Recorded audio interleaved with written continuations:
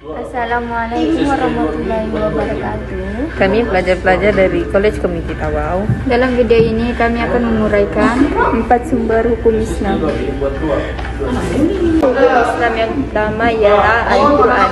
Al-Quran adalah kalam Allah yang diturunkan kepada Nabi Muhammad SAW dalam tulisan bahasa Arab dengan perantaraan malaikat Jibril.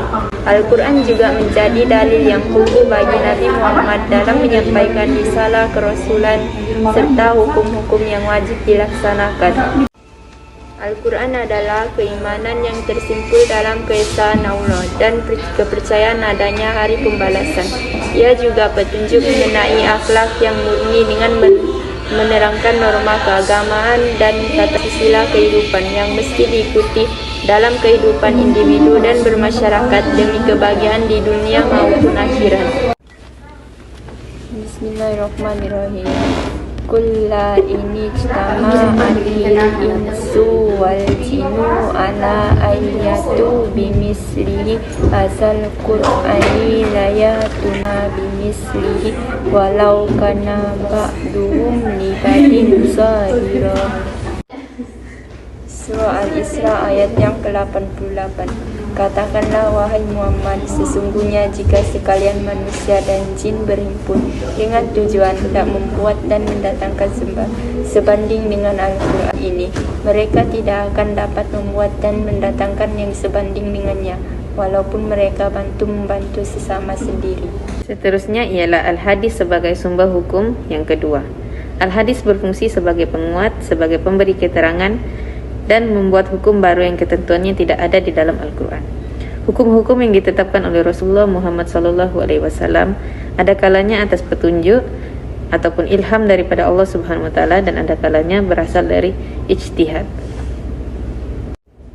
Seluruh umat Islam telah berpendapat dan mengakui bahawa sabda, perbuatan dan persetujuan Rasulullah Muhammad SAW adalah sumber hukum Islam yang kedua sesudah Islam. Banyak ayat-ayat di dalam Al-Quran yang memerintahkan untuk mentaati Rasulullah SAW, seperti firman Allah Subhanahu Wa Taala dalam surah Ali Imran ayat 32. A'udzubillahi minasyaitonirrajim. Bismillahirrahmanirrahim. Qul atiullaha war rasul fa in tawallaw fa innallaha la yuhibbul kafirin.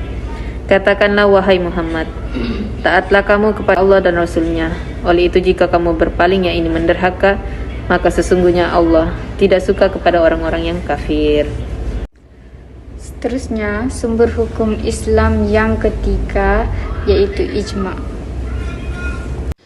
Ijma' adalah kesepakatan, yakni kesepakatan para ulama dalam menetapkan suatu hukum dalam agama Islam yang berasaskan Al-Quran dan hadis. Jenis-jenis ijma': ijma' sahabat, ijma' khulafa ar-rasyidin, ijma' syaitan, ijma' ahli Madinah, ijma' ulama Kufah. Qiyas merupakan satu kemahiran yang perlu ada dalam diri umat Islam. Dari segi bahasa, qiyas ialah mengukur, membanding dan menyamakan antara dua hal, sama ada dari bentuk fizikal ataupun bentuk abstrak.